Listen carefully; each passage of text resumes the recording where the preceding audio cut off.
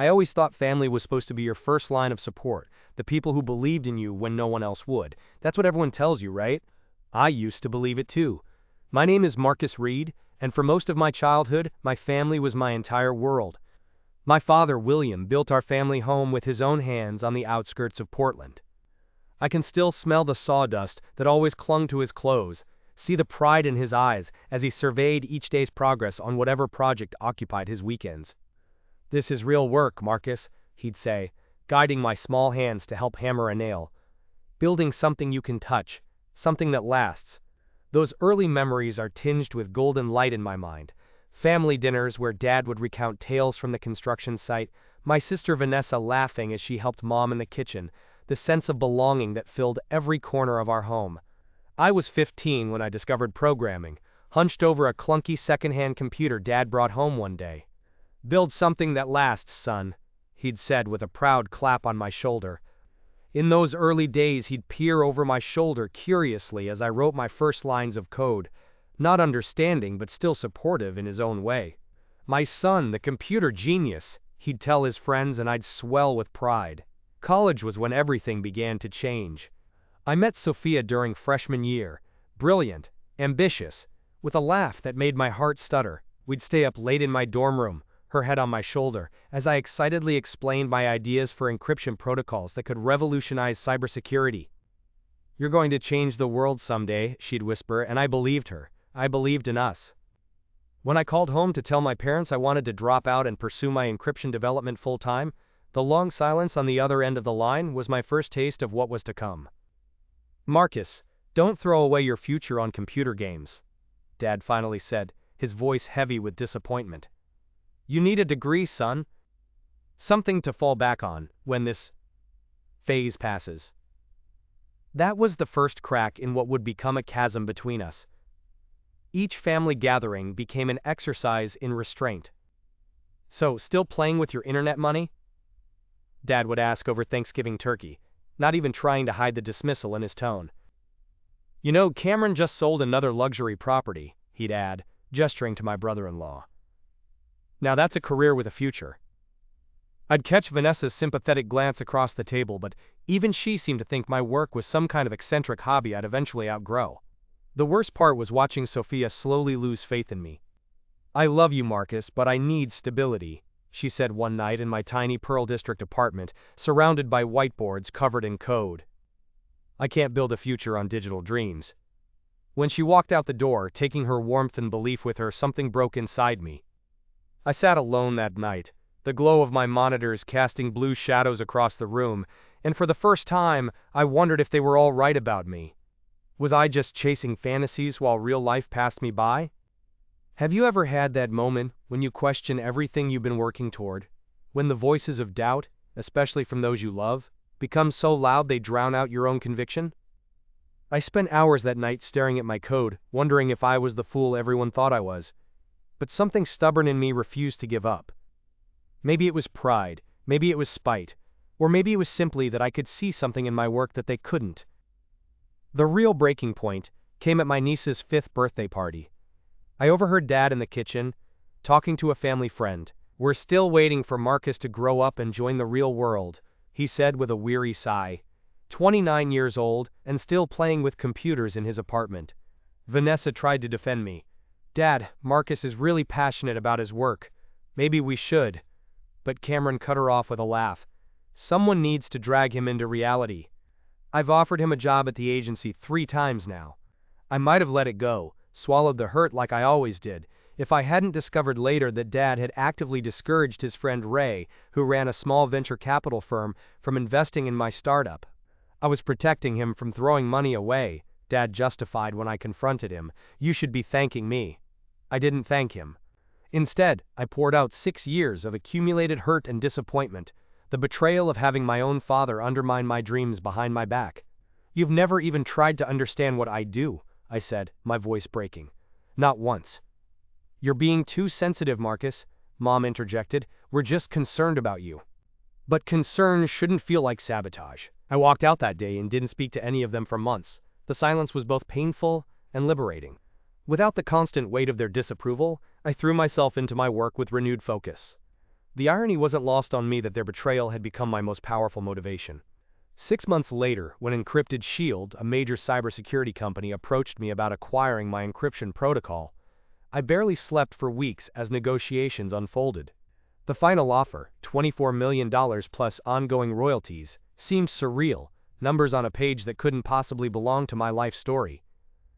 I signed the contract on a rainy Tuesday afternoon, then returned to my same modest apartment and sat on the floor with my back against the wall. Success should feel triumphant, shouldn't it? Instead, I felt hollow. I had finally proven everyone wrong, achieved everything they said I couldn't, but there was no one to share it with, no parents beaming with pride, no Sophia to celebrate with. Just me and the rain tapping against my windows. 2 weeks later, Vanessa called. We hadn't spoken properly in months, just terse text messages to confirm I was still alive.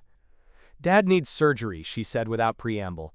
His shoulders completely shot from years of construction work, but their insurance claim was denied, some pre-existing condition clause. She didn't ask for money directly, but the implication hung in the silence between us. "How much?" I finally asked. "30,000, minimum," she replied, her voice small. "Marcus, I wouldn't ask, but I'll think about it," I said, and ended the call. That night, I stood at my window overlooking the city lights of Portland, wrestling with emotions I couldn't even name. I had the power to help them now, the family who had dismissed me, belittled my work, and actively tried to prevent my success. Part of me wanted them to know, wanted to see the shock on their faces when they realized what I'd accomplished despite them, not because of them. But another part recognized how hollow that victory would be. What was the point of success if I used it only for revenge or vindication? Have you ever faced that choice between righteous anger and quiet compassion? That moment when you realize your response to betrayal will define you more than the betrayal itself? Share your thoughts in the comments below. By morning, I'd reached out to Olivia Jenkins, a financial advisor recommended by my new colleagues. "I want to help my family," I explained, but anonymously. She raised an eyebrow but asked no questions as we set up a series of carefully structured donations and support mechanisms. Dad's surgery was covered by an anonymous patient assistance grant from the hospital. My parents' mortgage was mysteriously refinanced at a much lower rate through a program for established community members. Vanessa received an unexpected Teaching Excellence Award that came with a substantial financial grant. I watched from a distance as their burdens lifted one by one, feeling a complicated mix of satisfaction and lingering resentment. I still wasn't ready to face them directly, but I couldn't deny them help either. Months passed. My life changed dramatically. A new condo, consulting opportunities that took me around the world, financial security I'd never known before. Yet I remained strangely disconnected from my success, as if watching someone else live it. Until one afternoon when I literally bumped into Cameron at a coffee shop near my new place. The shock on his face when he recognized me was almost comical. "Marcus! Man, we've been worried about you." His eyes took in my tailored suit, the expensive watch I still wasn't comfortable wearing. "You look different." We ended up talking for nearly 2 hours. To my surprise, Cameron was the first to bring up the elephant in the room. "These weird financial miracles have been happening for everyone in the family," he said, stirring his coffee thoughtfully. "Vanessa thinks it might be you. She says you always were the smartest one of us, even when we were too dense to see it." His candor caught me off guard. "Your dad misses you," he added quietly. "He'd never say it, but he does." I didn't confirm or deny anything, but that conversation opened a door I'd thought permanently closed. Gradually, I allowed Vanessa back into my life, meeting occasionally for coffee, sharing small pieces of my new reality. The first time I showed her my new office overlooking the Willamette River, she cried. "I always believed in you," she insisted, gripping my hand. "Even when I didn't say it." "But you didn't," I replied softly. "None of you did." Her honesty surprised me. "No, we didn't. We were wrong, Marcus, so wrong." Through Vanessa, I began to see another perspective on our family story. How Dad's criticism had been born of fear. Fear that I would struggle financially as he had. Fear that the world would hurt me for daring to be different. His generation equated security with conventional paths, and my rejection of that had terrified him. It didn't excuse the hurt he'd caused, but it helped me understand it. 6 months after my coffee with Cameron, I finally agreed to visit my parents' home. The house looked smaller than I remembered, the paint fading in places. Dad opened the door himself, looking older, more vulnerable than the towering figure of my childhood. We stood awkwardly in the entryway, years of unspoken words between us. "You've done well for yourself," he finally said, gesturing vaguely at my car in the driveway. "Vanessa tells me you're some kind of computer security expert now." "I developed an encryption protocol," I replied carefully. "It was acquired by Encrypted Shield last year." I watched realization dawn slowly on his face. "The anonymous donations," he said quietly. "That was you." When I nodded, my father did something I'd never seen before. He cried. Not subtle tears, but deep, body-shaking sobs that seemed to come from someplace ancient within him. "I was so wrong about you," he managed between breaths. "So damned wrong, Marcus." My own tears came then, for the years lost, for the support I'd craved but never received, for the complicated love that had survived despite everything. Mom joined us, and we sat in their living room as I finally told them the full story of my work, my success, and yes, my resentment. They listened. Really listened. Perhaps for the first time. "I just wanted you to be proud of me," I admitted. My voice small like the child I'd once been. "I always was," Dad replied, though we both knew it wasn't entirely true. "I just didn't understand how to be proud of something I didn't understand." Healing doesn't happen in a single conversation, of course. Trust that's been broken reconstructs itself slowly, one vulnerable exchange at a time. Over the following year, our family began a careful reconciliation. Dad asked questions about my work, genuinely trying to understand.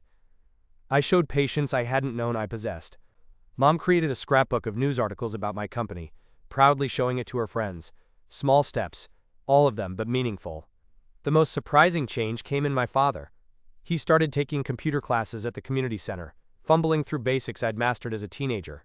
"I want to understand your world," he explained when I found him struggling through an intro to programming book. Looking back now, I realize that family betrayal cuts so deeply because it contradicts our fundamental understanding of what family should be. The people who should believe in us the most sometimes believe in us the least, often because of their own fears and limitations. The hardest lesson I've learned is that sometimes you have to succeed, not because of your family's support, but despite its absence. And perhaps the most important choice we face isn't whether to prove our critics wrong, but whether to remain open to reconciliation when that proof finally comes.